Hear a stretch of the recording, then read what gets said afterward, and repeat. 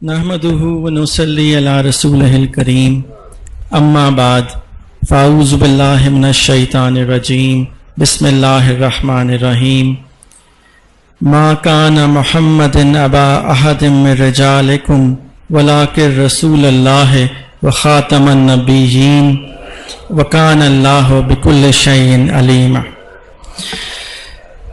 वाजिबुल एहतराम किबला साईं जी, बुजुर्गान, उलमाए दीन और अज़ीज़ बच्चों, अस्सलामु अलैकुम व रहमतुल्लाहि व बरकातहू। मैं सबसे पहले तो आप सबका शुक्रगुजार हूँ कि आपने मुझे इस काबिल समझा कि इस पुरदूर महफिल में दावत दी, और मैं ख़ास तौर पे साईं जी का और अपने प्यारे मोहतरम नौजवान भाई अहमद भाई का शुक्रगुजार हूँ।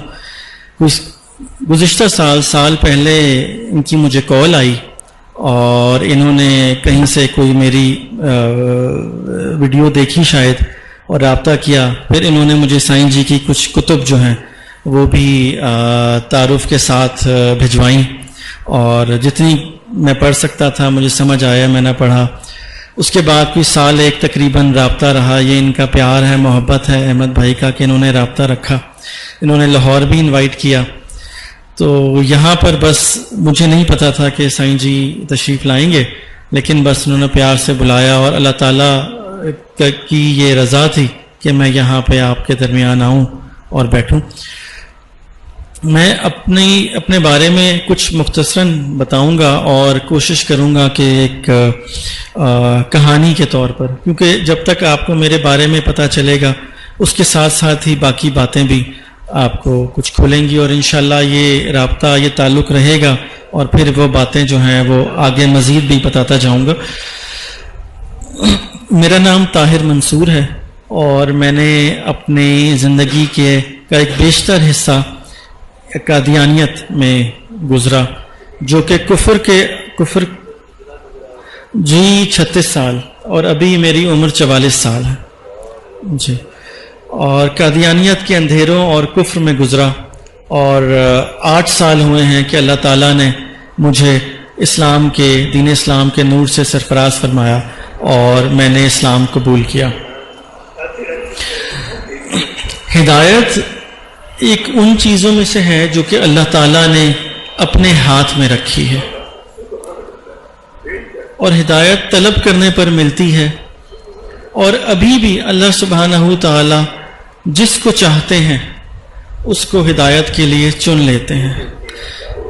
मैं ये कहूँगा और अक्सर ये कहता हूँ कि अल्लाह सुब्हानहू ताला और नबी पाक आखिरुज़्ज़मान हज़रत मोहम्मद मुस्तफ़ा सल्लल्लाहु अलैहि वसल्लम की नज़र इस आजिज़ पे पड़ी, और उन्होंने चुनकर मुझे फरिश्तों के ज़रिए कुफ्र के अंधेरों से निकाल के दीन इस्लाम की रोशनी में ले आया। इसमें न मेरा कुछ अमल दखल है, शायद अल्लाह ताला अभी भी ये दुनिया को दिखाना चाहते हैं कि हिदायत के दरवाजे खुले हैं। तो मेरी खुश नसीबी कि मैं आप जैसे उलमा के दरमियान बैठा हूँ, और मैं ये कहूँगा कि आपकी भी खुश नसीबी कि आप मुझे देख रहे हैं। करोड़ों ऐसे लोग हैं जो हिदायत से बेबहरा हैं और हिदायत के बगैर ही कुफ्र के अंधेरों में भटकते हुए इस दुनिया से चले जाते हैं। तो ये मैं अगर अपने आप को देखता हूँ और सोचता हूँ तो ये सिर्फ और सिर्फ महज अल्लाह ताला का ही फजल है कि अल्लाह ताला ने अपने नबी पाक सल्लल्लाहु अलैहि वसल्लम के तुफैल मुझे हिदायत के लिए चुना। मेरा नाम ताहिर मंसूर है। ताहिर मेरा नाम, मंसूर मेरे वालिद साहब मरहूम का नाम, और खान एक ख़ानदानी टाइटल है। मेरे आबा व अजदाद अंग्रेज़ सरकार की फ़ौज में मुलाजिम थे। मैं बाप की तरफ से भी और माँ की तरफ से भी, दोनों तरफ से कादियानियत के एक ऐसे ख़ानदान में पैदा हुआ जिसको कादियानियों के बकौल सहाबी का ख़ानदान कहते थे। नऊज़ुबिल्लाह मिर्ज़ा कादियानी के मानने वालों को जिन्होंने उसके दौर में उसके हाथ पर बैत की, उसको सहाबी कहते थे, नऊज़ुबिल्लाह, क्योंकि उसने झूठी नबूवत का दावा किया। तो मेरे परदादा और परनाना दोनों ने جو کہ انگریز کی سرکار فوج میں ملازم تھے. پتہ نہیں کس طرح سے یہ وہاں قادیان پہنچے, اپنی ڈیوٹی کے لیے گئے, کوئی جلندھر گئے یا امرتسر گئے, وہاں پر کیا ہوا اور کیا ہوتا تھا یہ کسی کو بھی نہیں معلوم. کیا سحر تھا, کیا جادو ہوتا تھا, کیا نظر ہوتی تھی یا کیا تھا, میں نے بڑی تحقیق کی, مجھے نہیں سمجھ آیا کہ کس طرح وہ مرزا قادیانی کے جال میں پھنسے. اور اس کے بعد وہاں سے جب وہ واپس آئے, میرے پردادا ڈاکٹر نور الحسن اور میرے پرنانا میاں نور عالم غالباً ان کا نام تھا, پنڈی سے تھے. میرے والد صاحب جو باپ دادا تھے یہ لوگ گجرات سے تھے. تو یہ دونوں میرے پردادے اور پرنانے جب وہاں سے واپس آئے, اور یہ صرف ان کے ساتھ نہیں ہوا, اس دور میں جتنے بھی لوگ تھے انہوں نے مرزا قادیانی کی بیعت کی اور وہ قادیان جاتے تھے. جب وہ واپس آتے تھے تو سب کے ساتھ ہی میں نے جو تحقیق کی یہی ہوا کہ وہ آتے تھے اپنے گھر پہ ٹرک لے کے آتے تھے, کچھ نہیں بتاتے تھے, وہاں سے گھر والوں کا سامان اٹھاتے تھے اور سب کو لے کے کہیں اور چلے جاتے تھے اور اپنے پورے خاندان سے الگ ہو جاتے تھے اور کہتے تھے کہ میں نے نعوذ باللہ جو ہے ایک نبی کی بیعت کر لی اور اب میں اس کا ہو گیا ہوں. اور نہ وہ آگے اپنی نسلوں کو اس کا شجرہ بتاتے تھے. آپ اگر قادیانیوں میں ابھی کسی کو بھی دیکھا جائے, اس سے پوچھ لیں, محترم شاہ صاحب تشریف رکھتے ہیں, مناظر ہیں قادیانیت, ان سے پوچھیں کہ وہ اپنا شجرہ بتائیں تو کوئی بھی نہیں شاید دکھا سکے گا, کیونکہ وہ کہتے تھے کہ اب تم جو کچھ ہو مرزا کے ہو. اچھا, وہ وہاں سے آتا تھا اور اپنے خاندان کو سب کو الگ کر کے الگ ہو جاتا تھا, اپنے تمام خاندان سے وہ کٹ جاتے تھے اور پھر آگے اس کی نسلیں قادیانیت میں ہی پرورش پاتی تھی. تو میں ایک ایسے ہی کٹر قادیانی گھرانے میں پیدا ہوا. میرے پرنانا کے بعد میرے دادا ڈاکٹر ظہور الحسن وہ نیوی میں کمانڈر تھے اور کراچی میں منوڑے میں ان کو ایک گھر ملا ہوا تھا. تو میں کراچی پیدا ہوا, کراچی پرورش ہوئی. بتانے کا مقصد یہ ہے کہ میرا تھوڑا سا بیک گراؤنڈ جس طرح کا خاندان تھا. ہمارے گھر میں پنجابی اور انگریزی بولی جاتی تھی, لیکن میں چونکہ کراچی میں پلا بڑھا, زندگی کے 20 سال شروع کے کراچی میں گزارے, تو مجھے اردو ہی آتی ہے, زیادہ اتنی صحیح پنجابی نہیں آتی. تو وہ قادیانیت میں یہ ہے کہ اس میں ایک اندھی تقلید ہے کہ ہم اپنے والدین کی اندھی تقلید وہاں پر کرتے ہیں. کہ جیسے میں جس گھرانے میں پیدا ہوا, میں نے اپنے ماں باپ کو دیکھا, دادے کو دیکھا, پردادے کو دیکھا, نانے پرنانے کو دیکھا, سب کو یہی دیکھا کہ وہ قادیانی تھے اور وہ کہتے تھے حضور جس کو کہتے تھے وہ مرزا قادیانی تھا. اور ہم نے اپنے بزرگوں کو, آباء و اجداد کو جہاں دفن ہوئے دیکھا اس کو ہم جنت کہتے تھے, جو کہ قادیانیوں نے ایک بہشت, اپنا بہشتی مقبرہ قادیان میں اور جناب نگر ربوہ میں بنایا ہوا ہے, اب ہر ملک میں بنا دیا ہے. اور وہ یہ ہے کہ اپنی آمد کا اور جائیداد کا تمام عمر 10% ان کو دیتے رہیں. تو وہ کہتے تھے کہ وہاں پہ اس جگہ پہ دفن ہو گئے تو یہاں پہ بس آپ کو جنت مل گئی. اب انسان کی زندگی کا بنیادی, ہر ایک شخص کا جو اپنے آپ کو مسلمان کہتا ہے, بنیادی اس کی خواہش یہی ہوتی ہے کہ وہ جنت میں جائے. تو اگر بچپن سے کسی کو بتا دیا جائے کہ تم جنت میں جاؤ گے اور اگر یہ کرنا ہے اور تمہارے باپ دادے بھی جنت میں ہیں, تو وہ اور کیا کرے گا, اس کو اور کیا چاہیے, اس کو یہی بتایا جاتا ہے اور وہ اسی کو سب کچھ سچ سمجھ بیٹھتا ہے. حالانکہ جو جنت کا کانسیپٹ ہے قادیانیت میں, وہ ایک روحانی کیفیت کا نام ہے. وہ جنت کو کوئی مادی طور پہ یا فزیکلی جنت دوزخ کو جگہ نہیں سمجھتے, مادی نہیں ہے جی. اسی لیے یہ بڑی لمبی بحث ہے کہ جہاں پہ ایمانیات کا انکار ہے. تو مرزا قادیانی نے, چونکہ میں اسے کہتا ہوں دعووں پہ دعوے کیے, بہت سے دعوے تھے, جس میں سے ایک اس نے حضرت عیسیٰ علیہ السلام کی بعثت ثانیہ کا دعویٰ کیا. اس نے کہا کہ میں ہی عیسیٰ ہوں. تو میں یہ سمجھتا ہوں کہ جب وہ اس کو شیطان نے کہا اور وہ دعویٰ کر بیٹھا, تو اس کو بعد میں یہ پتا چلا کہ حضرت عیسیٰ علیہ السلام کا تو نزول ہونا. تو میں اس کو عام الفاظ میں یہ کہتا ہوں کہ اس آدمی نے ایک بونگی ماری, جس کو پنجابی میں کہتے ہیں, یہ جھوٹ بولا. اس جھوٹ کو کور کرنے کے لیے اس نے جھوٹ پہ جھوٹ بولا.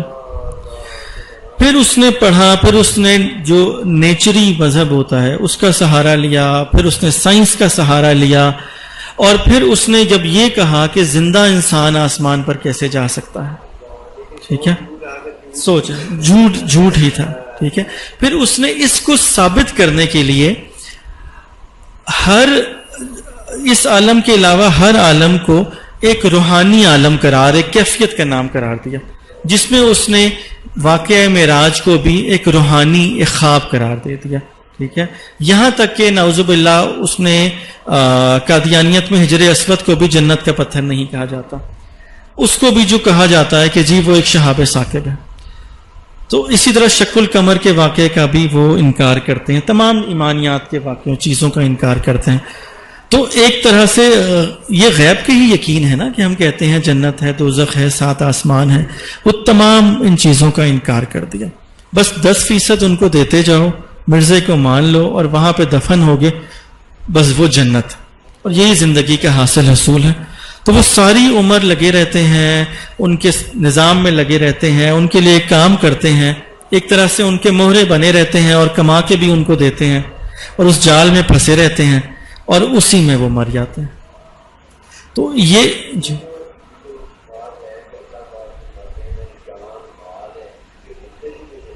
تو بس میں اپنے بارے میں بتاؤں کہ میں قادیانیت میں تنظیمیں ہیں، بچپن میں بھی بچوں کی بھی ایک تنظیم ہے جس کو وہ اطفال الاحمدیہ کہتے ہیں.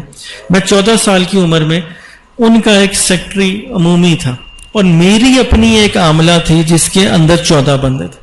میں آپ کو بتاؤں کہ یہ ایک مینجمنٹ کے لحاظ سے انتہائی آرگنائزڈ ایک تنظیم ہے کہ وہ بچپن سے ان لوگوں کو باندھ کے رکھتے ہیں. اس کے بعد 15 سال سے ایک تنظیم ہے جو خدام الاحمدیہ کہلاتی ہے، اس میں بھی میں زعیم رہا، قائد رہا کراچی میں. پھر اس کے بعد یہاں پر ہمارے علاقہ راولپنڈی کہلاتا تھا، یہاں پر علاقے کی عاملہ میں ان کے تربیت کا، دعوت اللہ کا، تبلیغ کا مختلف شعبوں میں رہا، جس میں 5 6 7 اضلاع ہے، جس میں دعوت بھی ہے، تبلیغ بھی ہے. پھر ان کی IT ایسوسیشن کا پریزیڈنٹ بھی رہا. بہرحال ایک انسان اپنی دھن میں لگا رہتا ہے. ہم اسی معاشرے میں رہتے قادیانی ہیں. ہمیں بتایا جاتا تھا کہ داڑھی والوں سے دور رہو، جو ٹخنوں سے اوپر شلواریں کرتے ہیں ان سے دور رہو، مساجد سے دور سے گزرو، کیونکہ یہ خطرناک لوگ ہیں، یہ نعوذ باللہ یہ تخریب کار ہیں، یہ دہشت گرد ہیں، ٹھیک ہے، یہ اسلحے کے یہاں ڈھیر لگے ہوئے ہیں، ان کے قریب نہیں جانا. باقی جس کے مرضی قریب چلے جاؤ. قادیانیت میں عیسائی سے شادی ہو سکتی ہے، یہودی سے ہو سکتی ہے، ہندو سے ہو سکتی ہے، مسلمان سے نہیں ہو سکتی. مسلمان سے رابطہ رکھنا، لیکن رہتے بیچ میں ہی ہیں، فائدے بھی اٹھاتے ہیں اور برا بھی انہیں کوئی کہتے ہیں، اور ان کو پہچاننا بھی مشکل ہے. یہ بھی ایک دجل ہے کہ میں یہ سمجھا ہوں کہ مرزا قادیانی ایک ایسا بڑا دجال تھا کہ جو قادیانیت میں کہا جاتا ہے وہ نہیں ہوتا. مثال کے طور پہ ان کا موٹو ہے کہ love for all hatred for none, کہ ہم سب سے محبت کرتے ہیں، کسی سے نفرت نہیں کرتے، حالانکہ در حقیقت سب سے نفرت کرتے ہیں. ٹھیک ہے، تو اسی طرح کہا جاتا ہے کہ ہم مظلوم ہیں اور سب ظالم ہیں، حالانکہ سب سے بڑے ظالم اپنے لوگوں کے ساتھ بھی وہی ہیں کہ جنہوں نے ان کو بری طرح باندھ کے رکھا ہوا ہے، پیدائش سے لے کے مرنے تک. عرض یہ کرنا چاہوں کہ اسی طرح وقت گزرتا رہا زندگی کا. میں پھر ملازمتوں میں آ گیا یہاں اسلام آباد. تقریباً ہم کوئی آج سے 23-24 سال پہلے سے اسلام آباد میں رہ رہا ہوں. تو ایک دن نہ جانے کیوں اچھا قادیانیت کے اندر روحانیت نہیں ہے، یہ ایک اسلام کے متوازی نظام ہے. جیسے مرزا قادیانی نے بہت دعوے کیے، لیکن اس نے مرنے سے پہلے ایک کتاب ازالہ اوہام لکھی 4 مہینے پہلے اپنی وفات سے، جس میں اس نے لکھا کہ آج سے پہلے میں تمام باتوں کا رد کرتا ہوں اور تمام چیزیں غلط تھیں. اور اس نے مکمل طور پر ایک نبی اللہ ہونے کا نعوذ باللہ دعویٰ کیا. اس سے پہلے وہ شریع نبی، بروزی، ذلی، امتی نبی کہتا تھا اپنے آپ کو. ٹھیک ہے، اور پھر اس نے یہ نعوذ باللہ کہا کہ میں نبی، میری بیوی ام المومنین، میرے بچے پنجتن پاک، میرے ماننے والے صحابی. ٹھیک ہے، اور دھوکہ دجل کیا کہ اس سب کو اس نے اسلام کے لبادے میں لپیٹ کے پیش کیا. یہ اسلام دین کے ساتھ، اور در حقیقت قرآن وہی، لیکن ترجمہ اٹھا کے دیکھیں تو اس نے نعوذ باللہ جیسے یہ کہا کہ ان کئی قرآنی آیتیں اس نے کہا یہ میرے لیے ہیں. سورہ صف میں یاتے من بعد اسمہ احمد کی ضمیر جو کہ حضرت عیسیٰ علیہ السلام کو ایک نبی کی بشارت تھی، وہ کہتا ہے وہ احمد میں ہوں.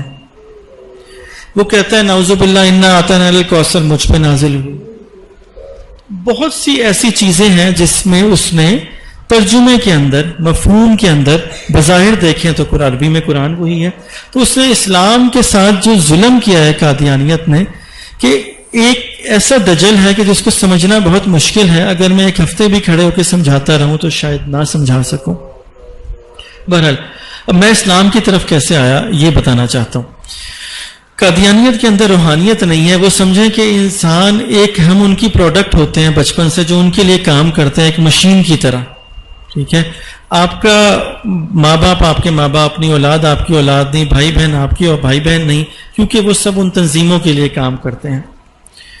میں ایک دن دفتر میں تھا تو مجھے بڑے اچھا لگتا تھا. میں نے حرم شریف خانہ کعبہ کی تصویر دیکھتا تھا، کبھی ٹی وی پہ دیکھتے تھے لوگوں کو حج عمرہ کرتے ہوئے. تو میرے دل میں بڑی عجیب سی میری کیفیت ہوئی. میں دفتر سے نکلا ظہر کے وقت. اسلام آباد میں ایک بہت بڑا مرکز ہے جس کو بیت الذکر کہتے ہیں قادیانیوں کا، جو فیصل مسجد کے بعد شاید سب سے بڑی جگہ ہے جو کسی مذہب کے نام پہ کسی کو دی ہوئی ہے، اور اسلام آباد کے مین علاقے میں ہے. اب اس کے اندر 8 کمپلیکس ہیں اور 50 اس کے اوپر بنکرز بنے ہوئے ہیں سیکیورٹی کے. حالانکہ ہمارے جو FIA ہیڈ کوارٹر پہ 2 بنے ہوئے. ٹھیک ہے، بہرحال میں خیر وہاں گیا اکیلے. میں وہاں پہ میں نے ظہر کی نماز ادا کی. اس وقت میرے اوپر کچھ عجیب کیفیت طاری ہوئی. میں نے اللہ تعالیٰ سے گڑ گڑا کے رو کے دعا کی. شاید کسی نے مجھے نہیں دیکھا. وہاں پہ بڑا سا ہال تھا، میں اکیلا تھا، ظہر کی نماز کا ٹائم بھی ختم ہو چکا تھا. اور اس وقت شاید پہلی دفعہ میرے اپنے اندر کے انسان سے میرا رابطہ ہوا، اور میں نے اللہ تعالیٰ سے شاید پہلی دفعہ کچھ مانگا. وہ یہ تھا کہ میں تیرے در پہ آنا چاہتا ہوں. اچھا، لیکن عقیدہ میرا وہی تھا. میں یہی کہتا تھا کہ ہم سچے ہیں اور ہمارے لیے رکاوٹیں ہیں، اور یہ تمام رکاوٹیں ان نعوذ باللہ جس کو ہم غیر احمدی کہتے تھے یا دوسروں کو کافر کہتے تھے، کہ ان کی طرف سے ہیں. ہم تو سچے صحیح مسلمان ہیں اور ہم جاننا چاہتے ہیں، اور یہ رکاوٹیں ہیں. بہرحال کسی طرح سے میں وہاں پہنچ جاؤں. میں وہاں سے نکلا ہی ہوں تو وہاں پہ دفاتر بھی ہوتے ہیں. تو وہاں پہ اس وقت قادیانی جماعت کے ایک امیر تھے جو کہ 22 گریڈ کے سیکٹری تھے، چیف سیکٹری ریٹائر تھے. وہ اکیلے بیٹھے ہوئے تھے. دروازے پہ ایک سفید کرتا شلوار والا بندہ ملا. اس نے مجھے کہا میں نے امیر صاحب سے ملنا ہے. میں سمجھا کہ کوئی کسی ادارے کا بندہ ہوگا، سفید کرتا شلوار میں، سرخ آنکھیں تھیں اس کی موٹی. میں نے ملا دیا. تو وہ جو قادیانیوں کے امیر صاحب تھے انہوں نے کہا مجھے تھوڑی دیر بیٹھ جائیں، کوئی آپ چائے وائے کا انتظام کر دیں، مہمان آئے ہیں. میں نے کہا اچھا ٹھیک ہے. تو میں بیٹھا رہا. تھوڑی دیر بعد انہوں نے مجھے بلایا. انہوں نے کہا کہ جی آپ کا CV بنا ہوا ہے. میں نے کہا جی سر بنا ہوا ہے. تو کہنے لگے وہ آپ مجھے دے جائیے گا. میں ان کو دے گیا. جی میں دے گیا. انہوں نے پھر مجھے کہا کہ بعد میں بلایا اگلے دن. انہوں نے کہا اس کے اوپر مجھے انہوں نے لکھ کے دیا کہ یہ ایک مخلص احمدی کا CV ہے اور اس میں لکھا برائے سعودی عرب. وہ اسٹیمپ کر کے انہوں نے ریکمنڈیشن کے ساتھ ہے.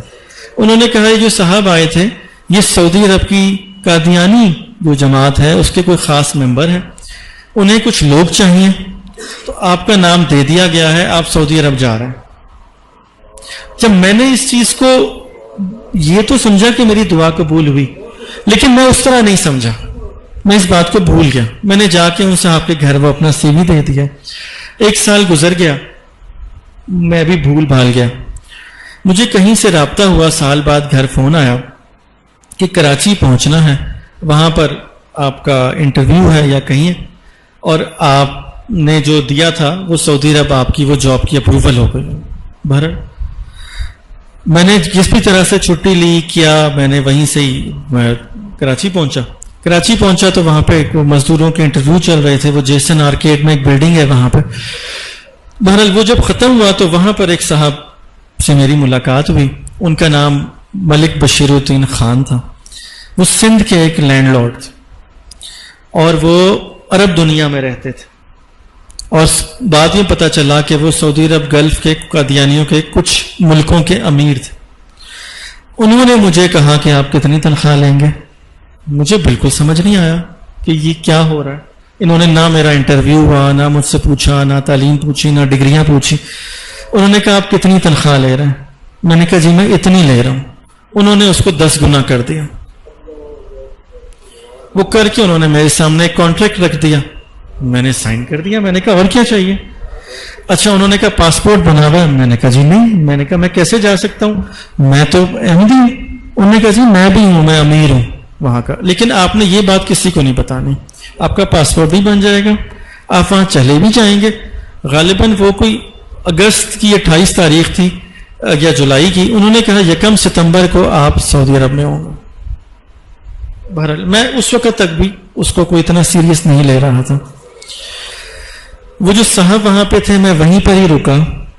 وہ کوئی ریٹائرڈ ڈائریکٹر تھے FIA کے، جو کہتے تھے کانوں کو ہاتھ لگا کے کہ جی میں قادیانی نہیں ہوں، میں تو صرف ان کے لیے کام کرتا ہوں اور میری یہ کمپنی ہے، ٹھیک ہے، اور میں یہ نہیں ہوں. لیکن یہ ہے کہ انہوں نے پاسپورٹ میرا بنوا دیا. انہوں نے مجھے بتایا جی فلاں بندہ ہے اس سے ملیں. پاسپورٹ میرا بن گیا، اسلام آباد سے بن کے آ گیا. بس میں گھر گیا اسلام آباد، پھر بس واپس آیا بتا کے والدہ کو. اور اس کے بعد انہوں نے مجھے کچھ بکس کتابیں وغیرہ بھی دیں جو قادیانیت کی تھیں. اب سعودی عرب میں یہ لے جانا منع، بڑا مسئلہ ہوگا. انہوں نے کہا جی کوئی مسئلہ نہیں.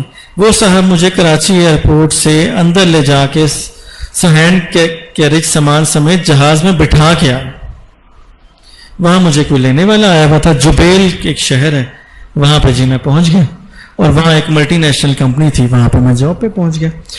چلیں بہرحال میں نے کہا چلیں جو بھی تھا مجھے جاب ملی، میں اپنی جاب پہ پہنچ گیا. ایک کمپنی کا ریزیڈنس تھا. 33 ملکوں کے نیشنل وہاں پہ رہتے تھے.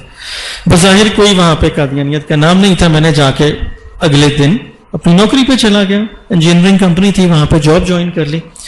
بعد میں مجھے پتا چلا کہ وہاں پر عرب میں بھی قادیانی ہے، سوڈانی میں بھی قادیانی ہے، جو وہاں کک ہے وہ بھی قادیانی ہے، ڈرائیور بھی قادیانی ہے، فلاں فلپینو بھی ہے، تو فلاں وہ برٹش انگریز بھی ہے.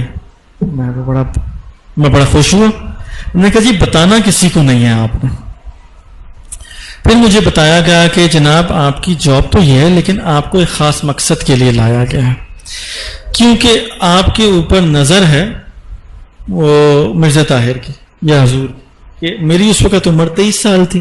اور میں اس وقت قادیانیت میں بھی مجھے مولوی کہتے تھے کہ جی یہ بڑی مطلب دین کی باتیں کرتا ہے یا مذہب کی دینی سائٹ پہ اس کو زیادہ انٹرسٹ ہے. بہرحال پھر وہاں مختلف ایکٹیویٹیز میں انوالو رہے. مجھے پورے سعودی عرب کے دورے کرائے گئے. پھر وہاں دیکھے وہاں جو مراکز بنے ہوئے تھے کس طرح وہ وہاں کام کرتے، چھپ کے کام کرتے ہیں. مختلف نیشنلٹیز کے لوگ وہ گھر کرائے پہ لیتے ہیں، وہ اپنے پروگرام وہاں پہ چھپ کے انڈر کور کرتے ہیں. بہرحال یہ جو سارا سلسلہ چلتا رہا. میرے اندر ایک ہی خواہش تھی، میں نے کہا تھا میں نے جانا ہے حرم شریف. میرا ٹارگٹ وہی تھا اور میرا بس دل ادھر لگا ہوا تھا، جسم ادھر لگا ہوا تھا. اچھا انہوں نے مجھے کام پہ لگایا کہ ڈھونڈنا ہے مختلف قادیانیوں کو. ان کو ہم رابطے کرتے تھے جو اچھی پوزیشن پہ ہوتے تھے. ان کو کہتے تھے کہ ہمیں پتہ ہے تم قادیانی ہو، تم یہاں پہ رہ رہے ہو، تم اچھی پوسٹ پہ ہو، تم چندہ دو اپنا. اصل چیز تھا ان سے پیسے لینا، چندہ لینا. اور وہ کہتے تھے نہیں جی. ہم کہتے تھے نہیں، پتہ چل بھی جائے نہیں تو ہم بتا دیں گے، شکایت کر دیں گے، اس لیے اس سے پہلے کہ بتا دو جماعت کو چندہ دو. اور وہاں سے وہ چندہ انگلینڈ جاتا تھا. وہاں کا رابطہ پاکستان کی جماعتوں سے نہیں تھا، وہاں سے انگلینڈ جاتا تھا. بہرحال میرا جسم تو ان کاموں پہ لگا رہا اور دل کہیں اور تھا. اچھا میں نے پہلی فرصت میں ایک عربی تھا، اس سے دوستی ہو گئی، علی صبئی تھا. میں نے اس سے کہا کہ میرا یہ عمرے کا بنا دو پرمٹ. جبیل ایسے ہے جیسے کراچی اور اسلام آباد، کافی فاصلہ ہے. بہرحال وہ بڑی مشکل سے اپروو ہوا اور میں نکل گیا سوئے حرم پہلی دفعہ بس میں. اچھا وہ اس طرح میں جب پہلی دفعہ جو ہے حرم شریف پہنچا تو وہاں پر عشاء کی نماز ہو چکی تھی، وتر شروع ہو رہے تھے. اور میں پہلی دفعہ، کیونکہ ہمیں یہ کہا جاتا تھا کہ کسی اور کے پیچھے، کسی اور امام کے پیچھے نماز نہیں ہوتی، کیونکہ امام الزمان مرزا قادیانی یا اس کے خلفاء ہیں.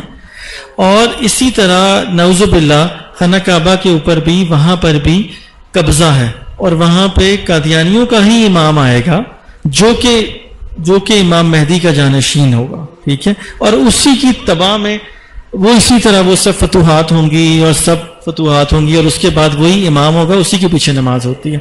اور باقی کوئی بھی نماز اگر آپ کو پڑھنی پڑے اپنی حکمت کے تحت چھپانے کے لیے، جان بچانے کے لیے، تو آپ پیچھے پڑھ لیں، لیکن الگ سے نماز پھر آپ اپنی دوبارہ پڑھیں گے. تو ہم دوبارہ پڑھتے تھے، ہمیشہ ایسے ہی کرتے تھے. مثال کے طور پہ کہیں جا رہے ہیں، پھنس گئے، لوگ نماز کے لیے جا رہے ہیں، اب آپ نے نہیں بتانا میں قادیانی ہوں، ہم پڑھ لیتے تھے، لیکن بعد میں اپنی نماز الگ پڑھتے تھے.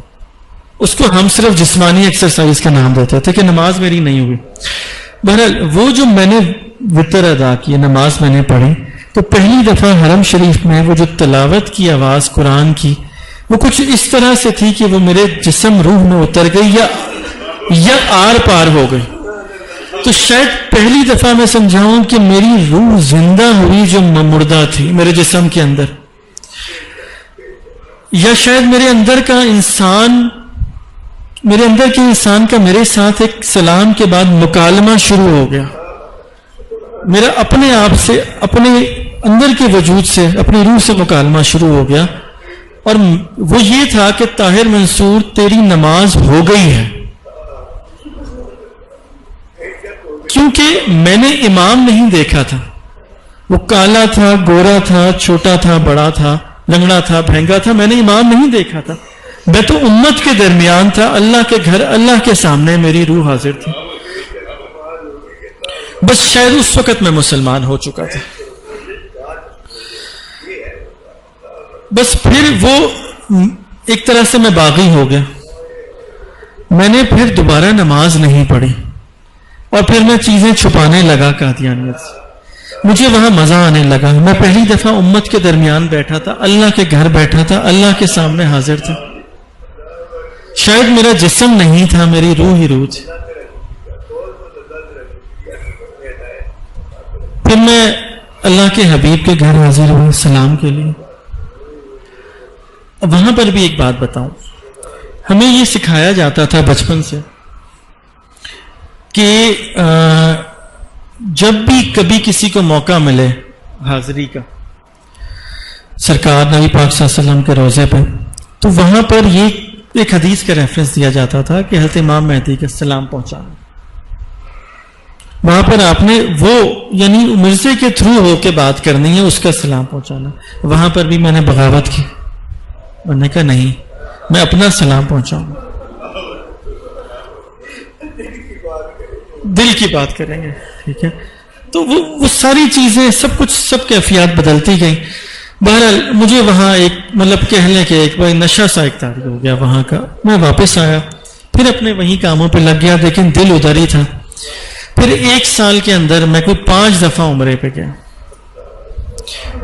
حالانکہ وہاں جبیل سے وہاں جانا، ایک ہی وہاں چھٹی ہوتی تھی، اجازت گورنمنٹ سے لینی پڑتی تھی. بہرحال کسی طرح میں نے عربیوں کو دوست بنایا، کچھ کیا. میں جمعرات کو وہاں سے بھاگتا تھا. بڑی مہنگی فلائٹ تھی اس وقت، جو لے کے میں نے کہا بس میں نے جانا ہی جانا. پھر میں نے بڑی کوشش کی میری جدے ٹرانسفر ہو جائے، نہیں ہوئی. اچھا، پھر اس کے دوران اگلے سال حج کا وقت آیا. وہاں پر قانون کے مطابق جو پہلی دفعہ آتا ہے، شاید سال میں پہلی دفعہ اس کو نہیں حج کی اجازت ملتی.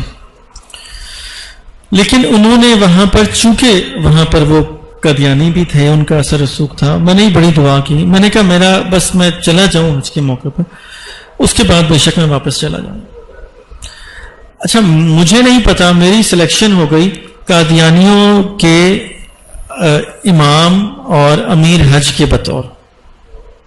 وہاں پر چھپ کے حج، کچھ 400-500 قادیانی ہر سال جمع ہوتے ہیں منا میں، وہاں خیمے لگتے ہیں، یہ چھپ کے پانی بھی لے کے آتے ہیں، کھانے لاتے ہیں، خدام ڈیوٹیاں کرتے ہیں اپنے وہاں پہ، سارا چھپ کے کام کرتے ہیں. بہرحال وہ میری ڈیوٹی لگ گئی اور میں وہاں پہ امام الصلاۃ مقرر ہو گیا. وہاں پہ اسی طرح مائک لگا ہوتا تھا، عورتیں تھیں، مرد تھی، خیم، کسی کو نہیں پتہ چلتا تھا کہ کون ہے، اور بڑا مشکل ہے پتہ کرانا کون ہے.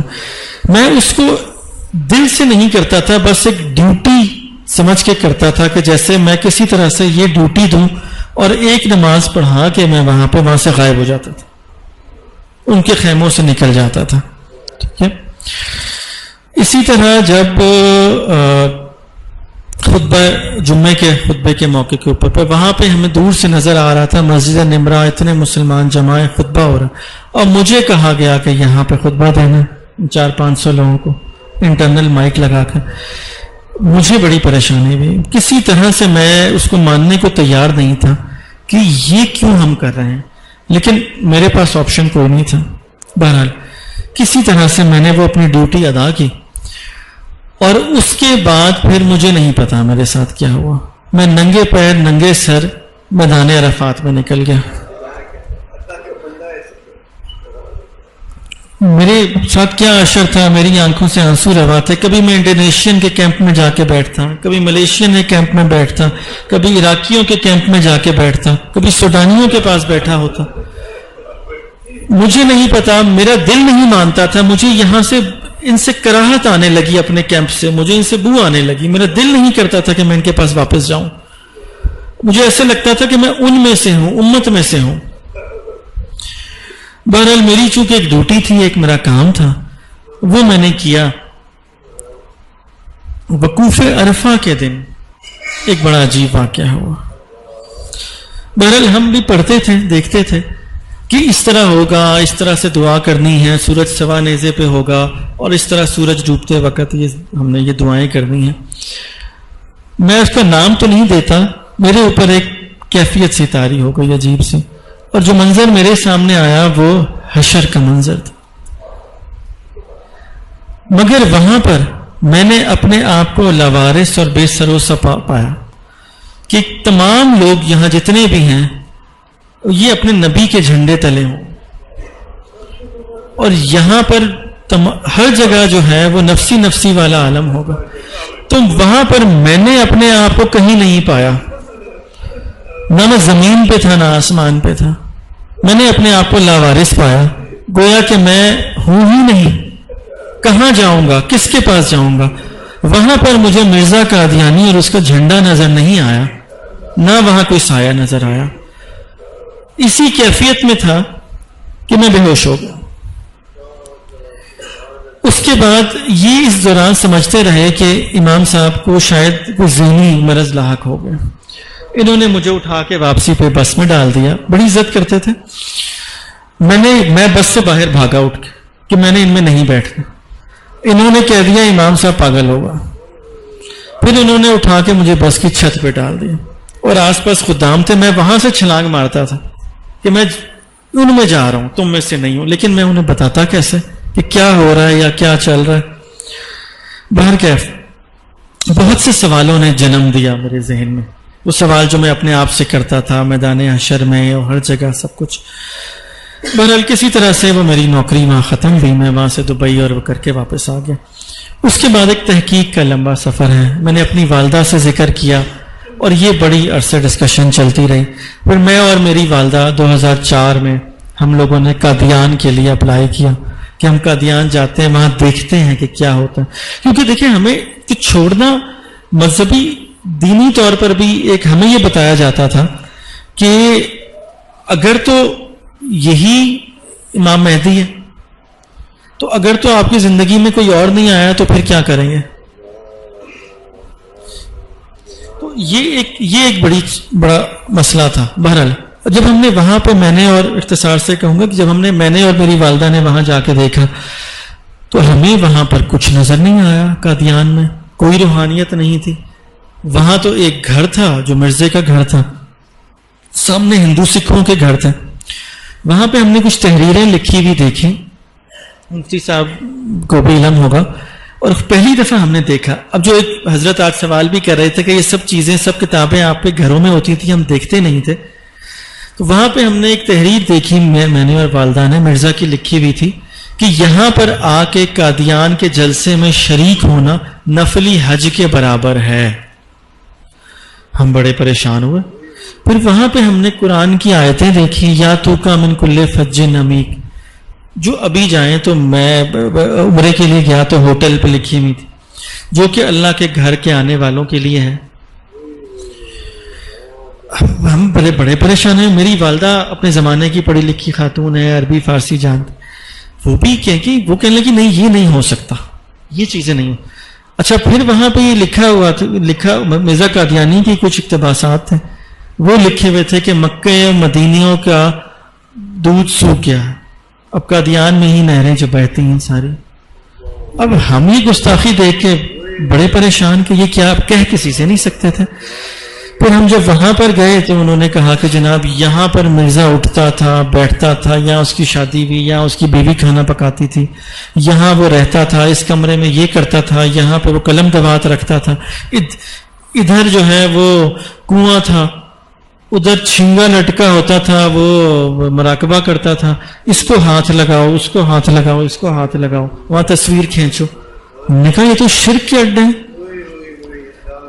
اچھا پھر شاہ صاحب کے انٹرسٹ کے لیے ایک سامنے ایک گھر تھا جو اس کا سکھ کا تھا، اس کے گھر نے کہیں جانا ہے، لائن لگی ہوئی. ہم نے کہا چلے جاتے ہیں، کیا ہے.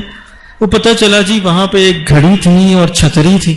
انہوں نے کہا جی یہ مرزا، یہ حکیم نور الدین کا گھر تھا جو مرزے کا پہلا خلیفہ تھا، اور یہ گھڑی اور چھتری جو ہے مرزے نے اس کو دی تھی، اس کو ہاتھ لگائیں. یار یہ کیا تماشا، کوئی روحانیت نہیں ہے وہاں پہ، کچھ نہیں ہے، اور یہاں پہ یہ تماشا. بہرحال کہہ کچھ نہیں سکتے تھے. جی جی اچھا واپس آ گئے. پھر وہاں پر جو بہشتی مقبرہ جس کو وہ کہتا ہے، مرزے نے کہا تھا کہ جی مجھے الہام ہوا ہے کہ تیری یہ جگہ جو ہے 10% دو گے تو یہاں پہ مرو گے، دفنائے جاؤ گے. میں نے سوچا یہ لاکھوں قادیانی جو ہیں مرتے ہیں، ادھر کیوں نہیں آتے، وہاں تو بڑی تھوڑی سی قبر ہے، یہ کیا چکر ڈرامہ ہے، وہ بھی سمجھ نہیں آیا.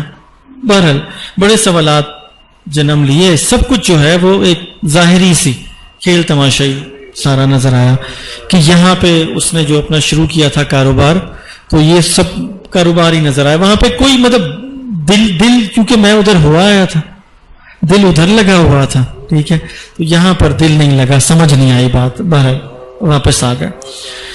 اچھا پھر میری شادی جناب نگر ربوہ کے ایک بڑے کٹر بڑے خاندان قادیانی گھرانے میں ہوئی. میرے اپنے ایک چچا جو کہ قادیانی گھرانے میں شادی ہوئی ہے، وہ آرمی سے ریٹائرڈ ہیں، میجر جنرل، وہ دل کا ہسپتال چلا رہے ہیں جناب نگر ربوہ میں. مسعود الحسن نوری ان کا نام. بہرحال تو جب میری شادی ہوئی تو پھر ہم جناب نگر ربوہ جو قادیان کا ہیڈ کوارٹر ہے ان کے زیادہ قریب ہوئے، کلوز ہوئے. میں نے پھر وہاں پہ وقف بھی کیا جس کو وقف عارضی کہتے ہیں وہاں کے دفاتر میں.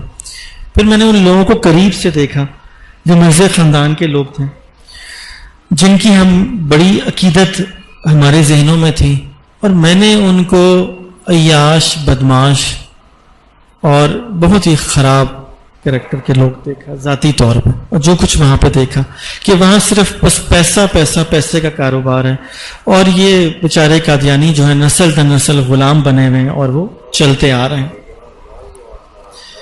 ایک وہاں پر انہوں نے دارالقضاء بنائی ہوئی ہے، ایک اپنی کورٹ بنائی ہوئی ہے، اپنی عدالت بنائی ہوئی ہے، ایک وہاں پر دارالافتاء بھی ہے، ایک الگ سے فقہ احمدیہ بھی مجھے نظر آئی. ہمیں کہا جاتا تھا کہ آپ فقہ حنفیہ کے ماننے والے ہیں، وہ فقہ احمدیہ بھی نظر آ گئی.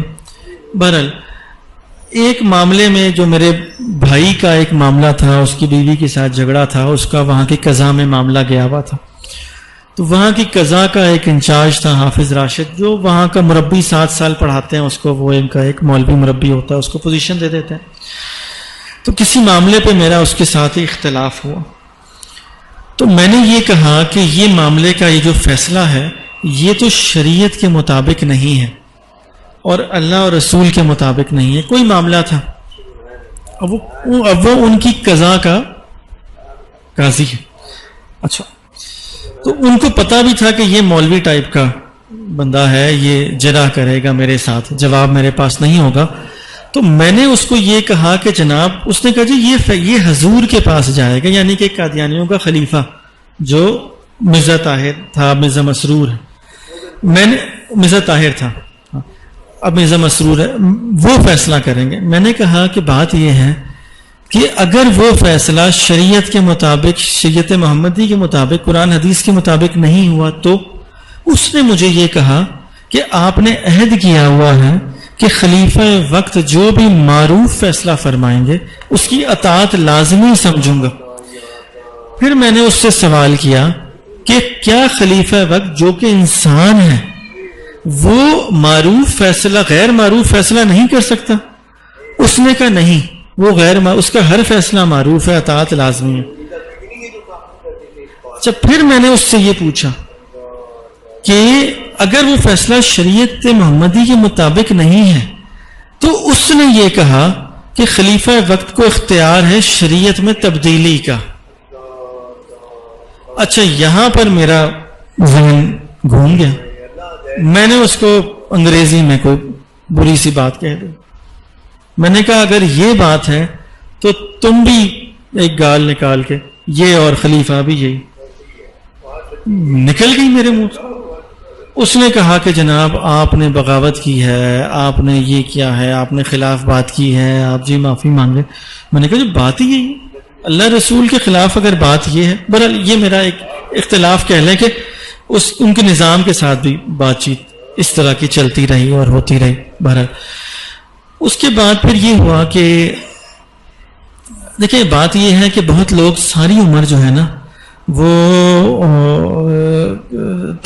ہدایت اللہ کے ہاتھ میں ہوتی ہے۔ میری شادی بھی کے بعد پھر میرے 2 بچے بھی ہوئے، میں اسلام آباد میں ہی رہتا رہا، تحقیق کا یہ سلسلہ چلتا رہا، جس میں سے ایک بہت بڑا اس کا پارٹ یہ ہے کہ میں مسلمانوں کی مساجد میں جاتا تھا کئی سال چھپ کر نماز پڑھنے، اور شاید اللہ تعالیٰ کی کوئی رضا اسی میں تھی، فضل تھا کہ میں اسلام آباد میں رہتا تھا، اور کسی کو اگر پتہ بھی چل جاتا تھا تو اس نے مجھے اس طرح سے دھکے دے کے مسجد سے نہیں نکالا کہ ایک قادیانی ہے، ٹھیک ہے۔ اسلام آباد میں ویسے بھی اوقاف کی مساجد ہیں تو وہاں پہ اتنا مسئلہ نہیں۔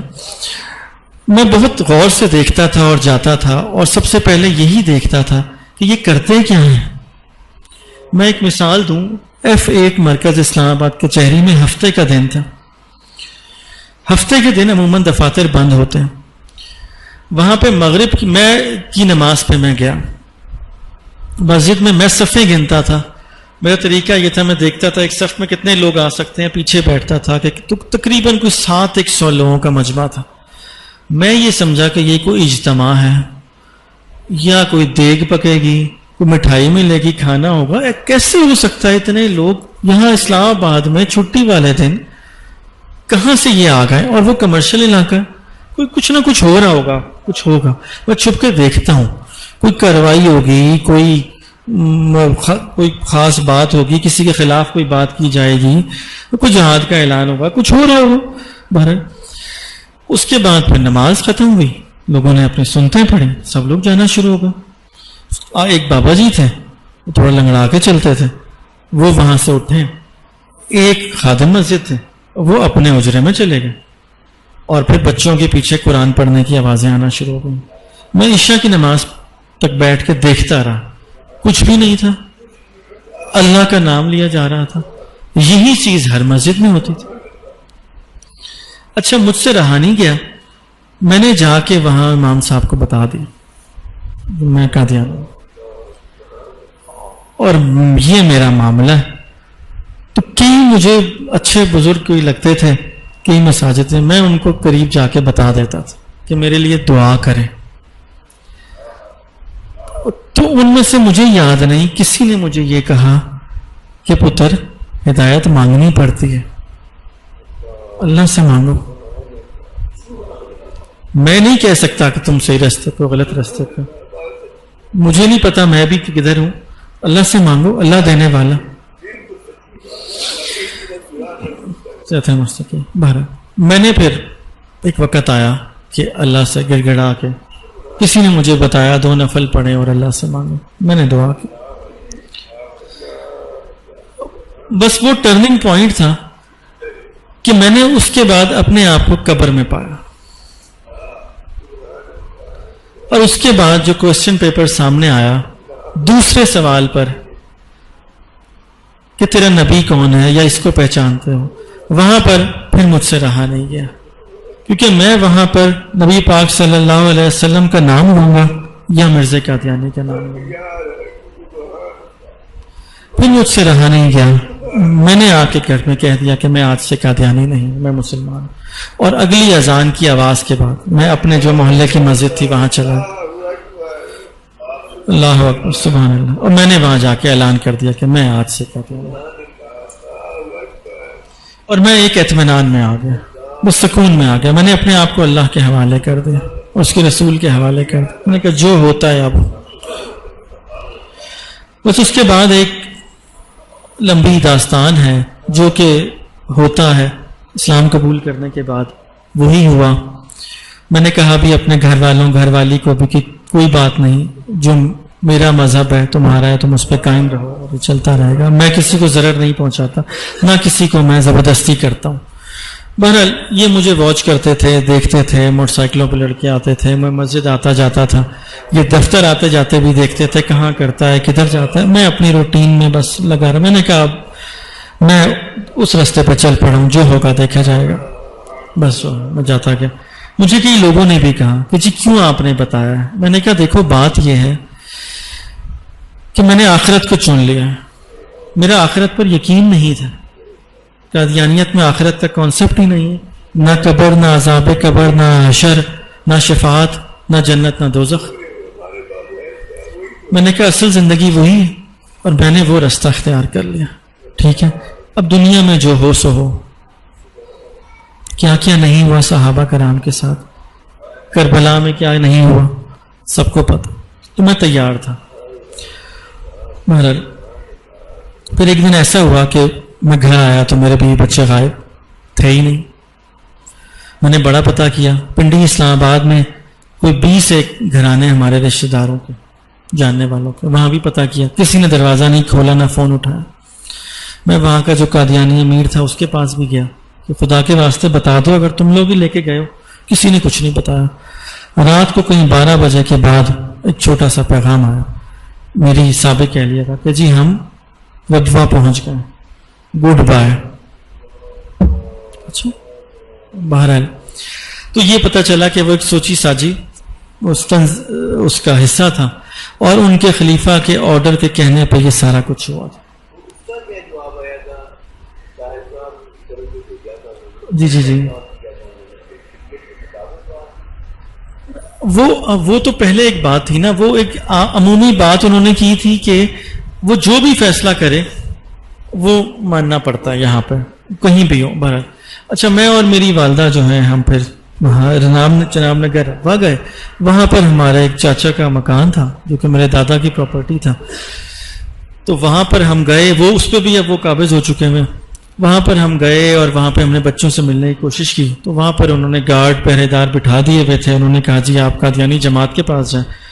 ہم نے بڑی کوشش کی, پولیس, اسپیشل برانچ, یہ وہ ریپڈ فورس جتنے بھی تھے سب کو بلایا. سب نے کہا جی ہم یہاں ربوہ میں نہیں آ سکتے, یہاں پر ان کی جو اپنی اسپیشل فورس ہے وہ چلتی ہے, ہم تو یہاں کچھ نہیں کرتے. میں کہا تم بیٹھے کس لیے ہو وہاں پہ؟ انہوں نے کہا جی ہم یہاں کچھ نہیں کر سکتے, سوری. تو بہرحال ان کے باقاعدہ گن مین گارڈز وغیرہ آ گئے جہاں ہم رہتے تھے, رکے ہوئے تھے میں اور میری والدہ. بس کسی طرح ہم وہاں سے نکلے, بچوں سے ہمیں نہیں ملانے دیا گیا, ہم وہاں سے کسی طرح جان بچا کے نکلے. پھر اس کے بعد ایک لمبی کہانی ہے, انہوں نے کیسز کیے, میں نے کیسز کیے بچوں کے, اور وہ چلتا رہا. پریس کانفرنسز بھی ہوئیں, اس میں کئی لوگوں نے فائدے بھی اٹھائے, بڑا معاملات چلتے رہے 2 سال تک. اور ECL میں بھی نام آ گیا. جو میری حیثیت استطاعت توفیق تھی, بیچ میں ایک وارد گروپ میں تھا, وہاں پہ انہوں نے میری جاب بھی ختم کروا دی. بہرحال جو انسانی ذرائع, دنیاوی ذرائع تھے ہم کر سکتے تھے وہ ہم نے کیا. پاسپورٹ بھی میرے پاس تھے, لیکن بچوں کو یہ باہر لے جانے میں کامیاب ہو. وکیل خرید لیا, جج خرید لیا, جج کو جناب نگر ربوہ میں کوٹھی دے دی. وہ بھی مسلمان ہی تھا, وکیل بھی مسلمان تھے, جج بھی مسلمان ہی تھے. بک گئے, انسان ہے, ہو جاتا ہے. بہرحال وہ اس کے بعد پھر, لیکن الحمدللہ اولاد کیا ہے, جسم کیا ہے, جان کیا ہے, جب سب کچھ اللہ کو دے دیا, اس کے رسول کو دے دیا, پھر اللہ تعالیٰ نے میرا دوبارہ عقد ہوا مسلمانوں میں. اللہ تعالیٰ نے اولاد بھی دی, ایک بیٹا ہے. یہ کہتے تھے تیری اولاد نہیں ہوگی. اس کے بعد کوئی کہتا ہے سایہ کیا, کوئی کہتا ہے جن تھے, کوئی کہتا ہے کیا کیا. وہ بیمار رہا 6 مہینے سال تک, بہت زیادہ اسپتالوں میں. الحمدللہ اب ٹھیک ٹھاک ہے, خیریت سے ہے. تو بات یہی ہے کہ دوستوں کہ جب انسان فیصلہ کر لے کہ اپنے آپ کو اللہ کے سپرد کرنا ہے تو بس اللہ کی رضا پہ راضی ہو جانا. تو آپ میرے لیے بھی دعا کریں, میں بھی آپ کے لیے دعا کرتا ہوں کہ جو میں نے عہد کیا ہے کہ میں نبی پاک صلی اللہ علیہ وسلم کی ختم نبوت کے لیے اپنے آپ کو وقف کر دوں. زندگی کا پتہ نہیں ہے, اور جو کچھ علم میرے پاس ہے وہ میں دے جاؤں کسی طرح سے.